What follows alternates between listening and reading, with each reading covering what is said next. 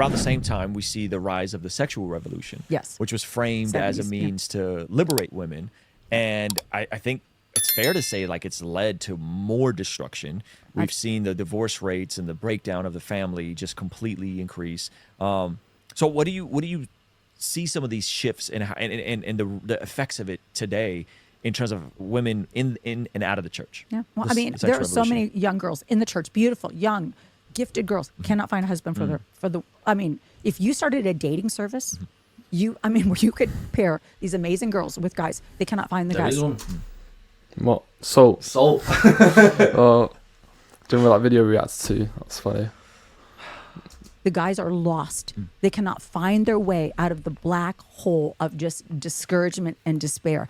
And so it's having a breakdown there.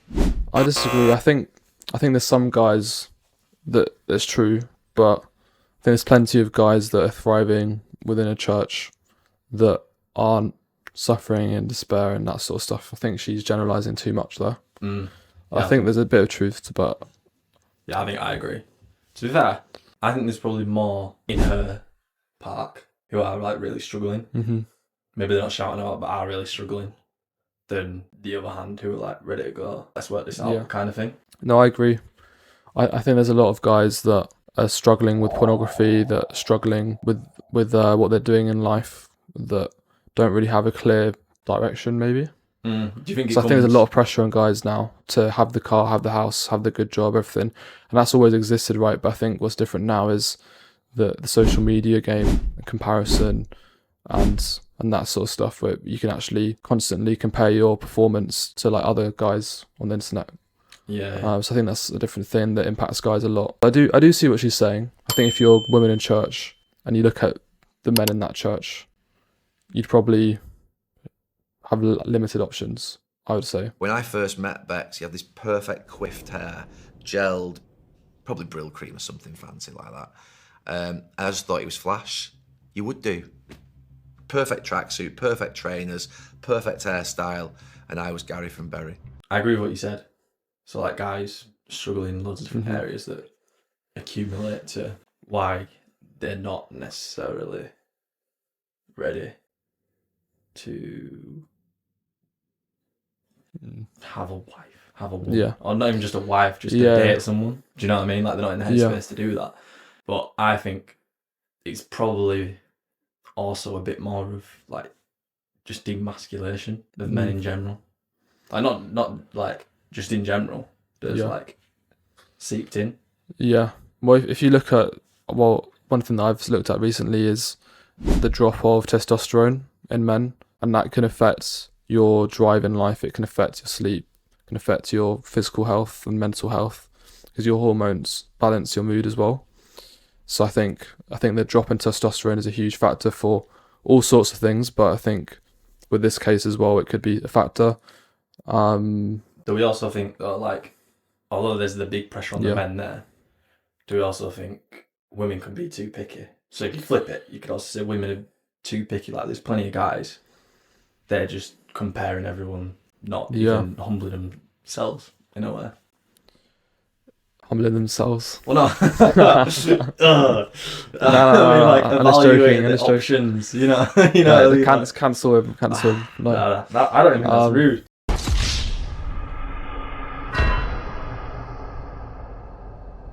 I'm just trying to catch you out, bro. See the comments coming for you already. Banter.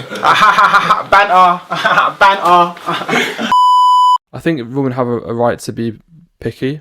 No. I think that obviously don't they do. just grab any guy and say, yo, you No, go to of course church. they have a right to be picky.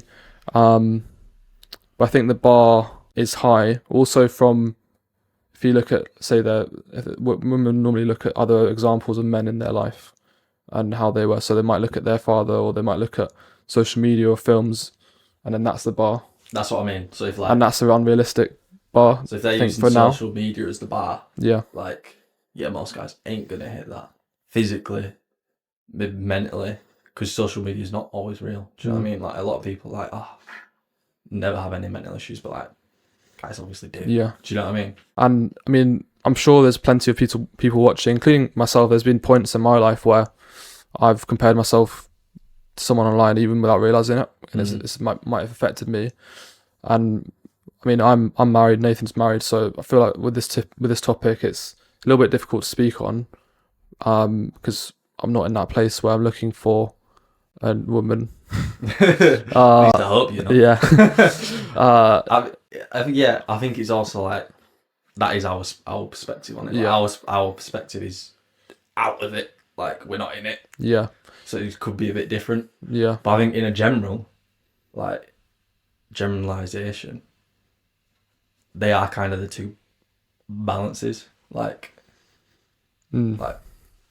comparison of women and men, because you can flip that on both sides.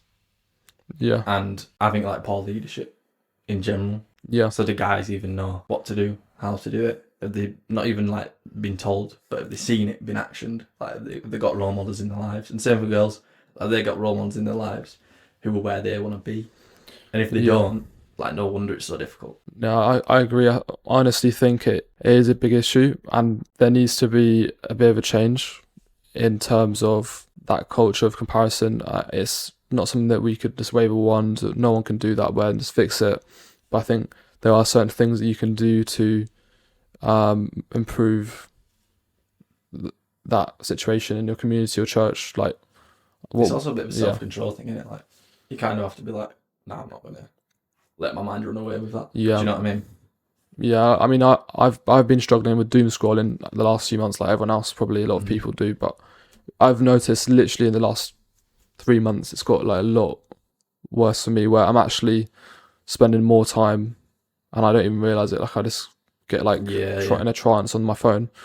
So I think it's becoming like more normal. Like obviously short form content, TikTok, Reels, and all that stuff's been around for a few years now, but people have got addicted to it at different and it's not like stages, you just said, it's not normality now. Yeah, it's like back then it was like a bit more pressure on. Don't sit on your phone all day, but now it's like that's like normal. Yeah, people just do that.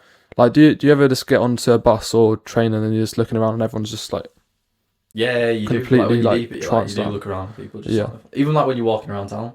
Yeah. Like everyone has obviously I do it. I do as well. Headphones in. Everyone's like down with their phone. Yeah. No. The only time people aren't is like when you're on a night out and everyone's slashed. Yeah. You know what I mean? Like, it's true. It's actually true.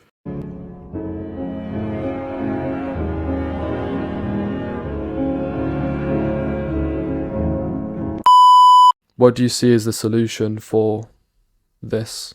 Not going to speak on women, just because we're not women. What? What the? Do you know what I mean? Like, stop it. Get some help. For like a man's perspective, I think, like we said, it comes down to leadership, and it probably just comes down to like men need other men. Yeah. Need role models. They don't even need to like necessarily might be mentors.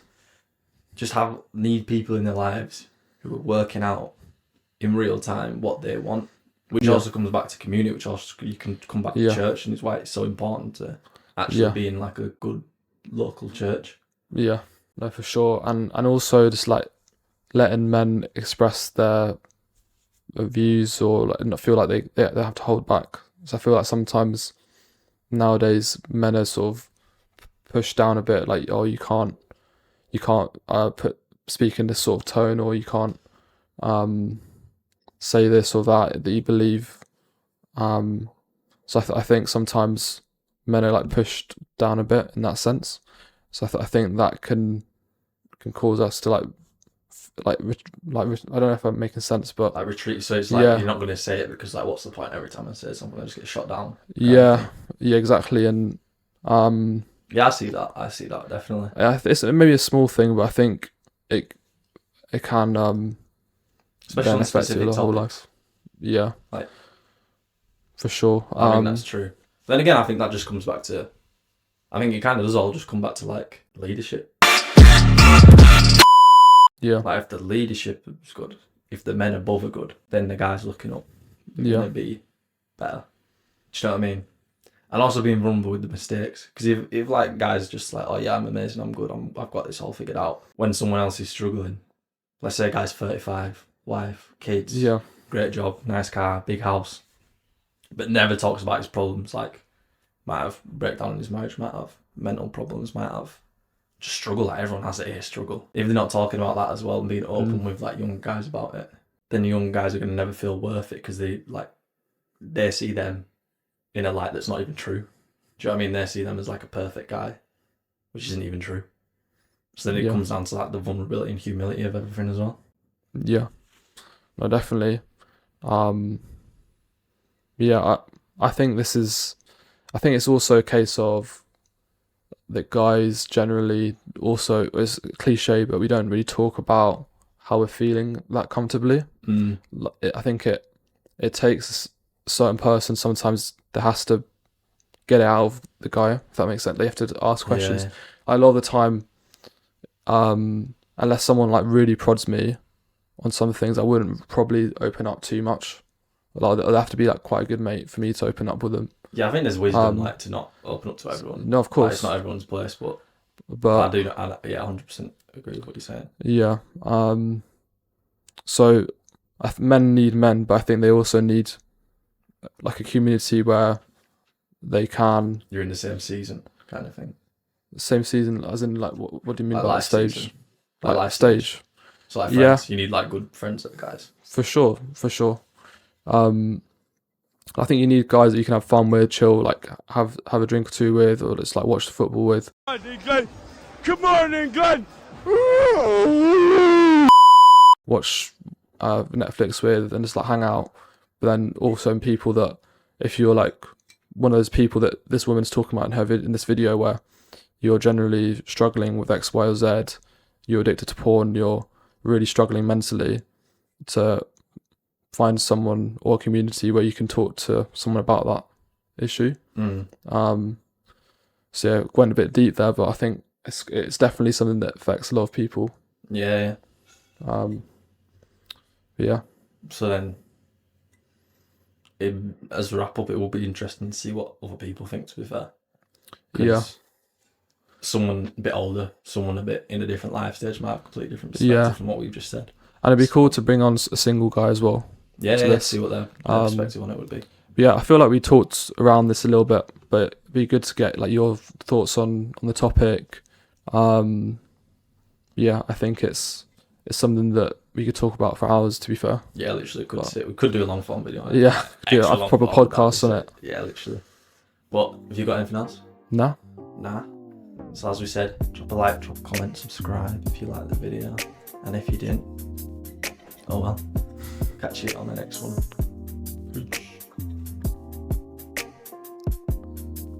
How long was that?